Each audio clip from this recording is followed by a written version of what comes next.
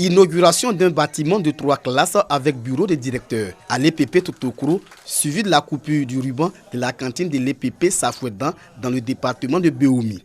Des infrastructures scolaires offertes par le ministre des Ressources animales et halieutiques, Sidi Timoko Touré, fils de Béoumi. Selon le donateur, ces initiatives s'inscrivent dans le cadre de la politique du gouvernement. Politique qui consiste à rendre l'école gratuite pour tous avec une éducation de qualité tout en luttant contre la faim en milieu scolaire. C'est la matérialisation de l'engagement du président Alassane Ouattara auprès de vous. Moi, je suis un homme heureux aujourd'hui. Quand je vois ces enfants, je sais que désormais, ils pourront apprendre dans les meilleures conditions. Les différentes porte-paroles expriment la reconnaissance des populations aux donateurs. Pour eux, ces infrastructures scolaires permettront d'améliorer les conditions de travail des enseignants et des apprenants. Le sentiment qui nous anime aujourd'hui, c'est un sentiment de joie. Pourquoi? Parce que nos enfants, nos jeunes frères qui quittent les villages pour venir ici, à midi quand ils rentrent, les parents ne sont pas là, les parents sont allés dans les champs. S'il y a une cantine qui leur permet de se ressourcer rapidement, prendre des énergies avant de reprendre, je pense que cela peut booster le travail et peut leur permettre d'avancer.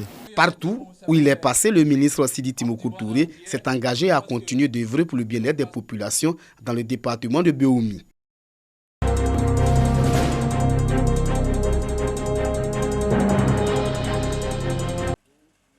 Boligar, sous-préfecture du département de Didiévi, une localité prospère de ses activités économiques avec la gare ferroviaire dans les années 70 et 80 et aujourd'hui l'ombre d'elle-même. Manque d'infrastructures scolaires, sanitaires, de logements, absence de cohésion entre les filles et fils, toutes choses qui plombent le développement de Boli. Pour relancer l'essor de la localité, les États généraux sont tenus autour du thème « Tous engagés pour le développement de la sous-préfecture de Boli ». Boli était une belle tribune hier, Boli est en train de mourir. Les filles et les fils de Boli ont décidé de réveiller Boli, de lui donner une nouvelle vie. Voilà pourquoi les États généraux de Boli.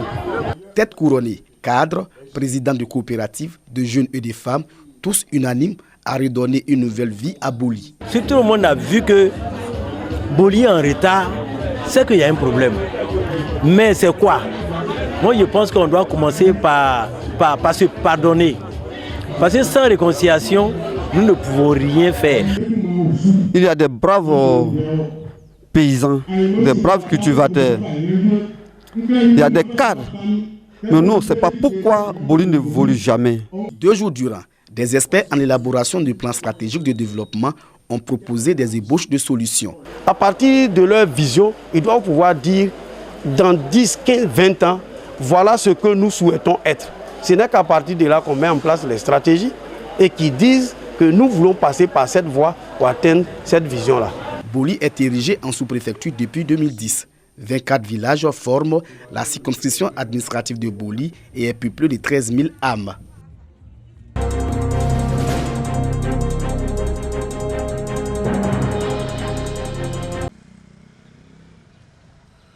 La région du Hambol est couverte à 80% en termes d'électricité.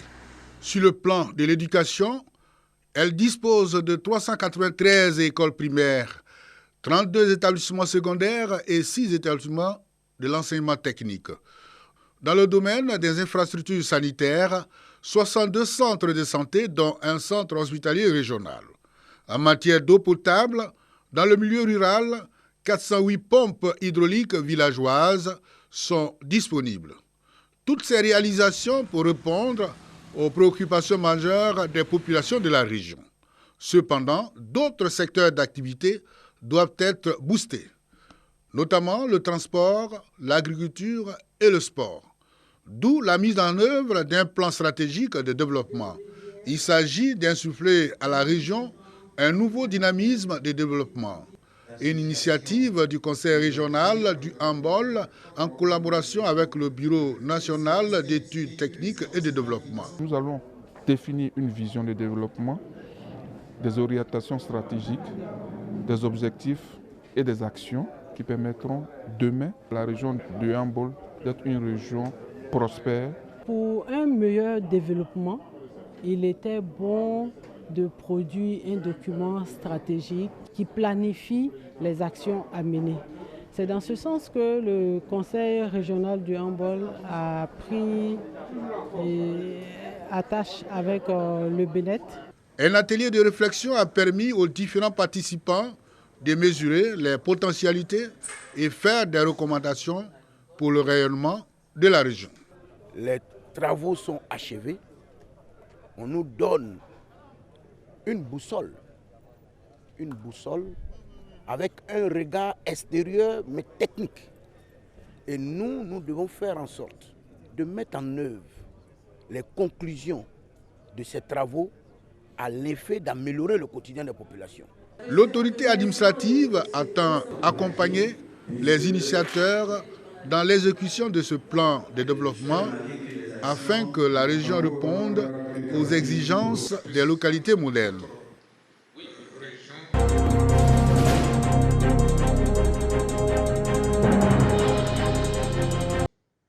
Le programme de formation des vétérinaires épidémiologistes de terrain vise la détection, le rapport et la réponse aux maladies spécifiques animales, tout comme les maladies transfrontalières, endémiques, émergentes et réémergentes en collaboration avec d'autres secteurs de la santé.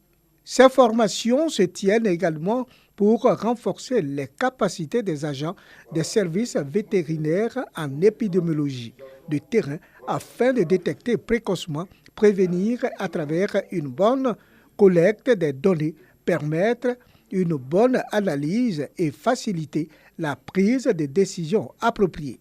Le volet vétérinaire surveillance des maladies animales. Et comme vous savez, nos frontières sont poreuses et les maladies sont là. Comment faire pour être efficace en termes de surveillance des maladies sur le terrain? Les agents ainsi formés seront à même de définir des cas de maladie, d'analyser le traitement et l'interprétation des données, d'élaborer des rapports de surveillance, le circuit de l'information sanitaire. La formation se déroule en plusieurs phases théoriques et pratiques portant sur le profil de la localité, la connaissance de la zone d'activité, la pluviométrie, les facteurs de risques aggravants ou déterminants de certaines maladies. C'est la FAO qui renforce les capacités en épidémiologie de terrain des personnels du secteur de la santé animale. L'un des objectifs pour la sécurité sanitaire mondiale, appuyé par l'Agence des États-Unis pour le développement international USAID, il s'agit d'un indicateur clé parmi les actions spécifiques du programme de sécurité sanitaire mondiale qui contribue à la mise en œuvre du règlement sanitaire international.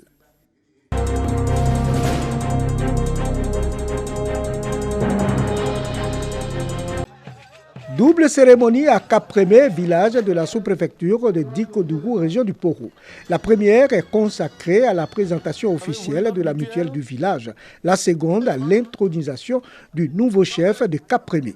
Il s'agit de donner un élan de développement à Cap-Prémé.